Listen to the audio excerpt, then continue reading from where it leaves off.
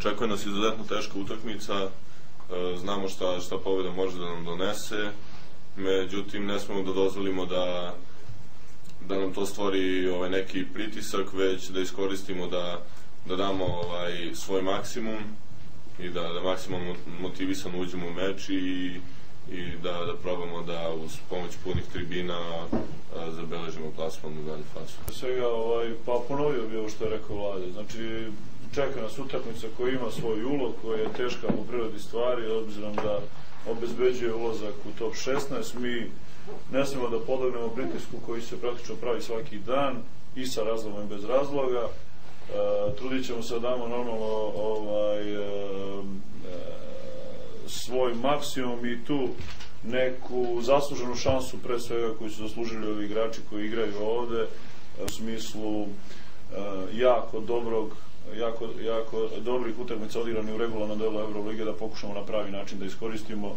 Ja sam i rekao i to i mislim, stojim iza mojih reči da je to nagrada pre svega za njihov veliki trud koji su uložili ove sezone, dela ove sezone, odnosno regularnog dela Evrolige, i gde sigurno pre početka prvenstva na ovu grupu svako od nas bi potpisao da nam je neko ponudio da tu zadnji pred našim navijačima u Pioniru i da ta zadnja utakmica odlučuje ulazak top 16.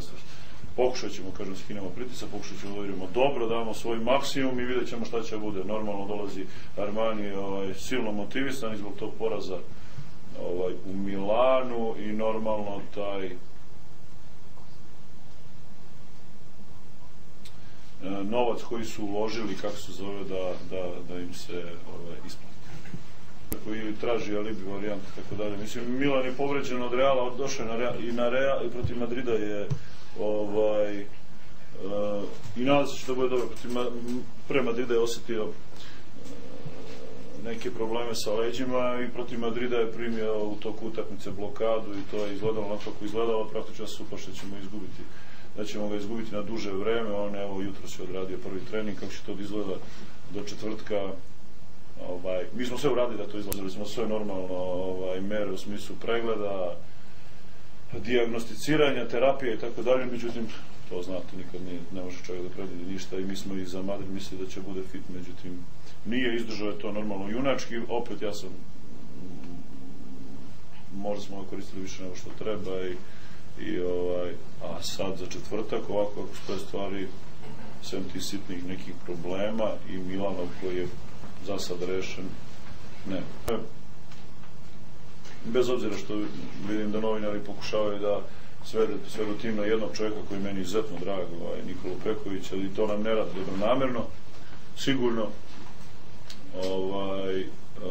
mi ove sezone, ja kao trener, ja kao čovjek koji predstavljam njih i ne ide u neku ruku, možda nešto malo više i pričam umjesto njih, a volao bi da više pričamo na terenu.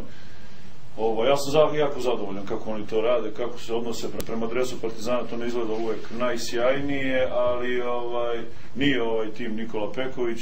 Nikola Peković, ja opet kažem, to je čovjek koga jako volim, znači čovjek koji je ostavio trag u Partizanu prvi i drugi put, ali nije ovaj tim, niti Nikola bi bio to što jeste, ne bi bio Nikola to što jeste da ovi ljudi ovde nisu savjesno obavljali svoj posao i oni imaju pred sobom jedan meč koji je nagrada ovim mladim momcima. Ja sada ne pričam jako mladom ekipom, izuzevši Peru i Kecmana i Raška Katića. To je mlada, neafirmisana ekipa koja u četvrtak ima šansu da se bori sa jednom jako skupim timom u grupi koju ste vi prozvali grupu smrti za top 16. I ja sam ponosan. Mislim da, kao što ti kažeš, sigurno da se osjeća pritisak, ali kao što sam već i rekao, treba da ga iskoristimo, da to pretvorimo u neku maksimalnu motivaciju s kojom ćemo izaći na teren u četvrtak. Sigurno da postoji radost, kao što je trener rekao, da pred našim navijačima možemo da igramo tu utakmicu koja odlučuje prolaz dalje. Kao što sam rekao, vidjet ćemo da damo sve od sebe i da vidimo koji će nam rezultat to doneti.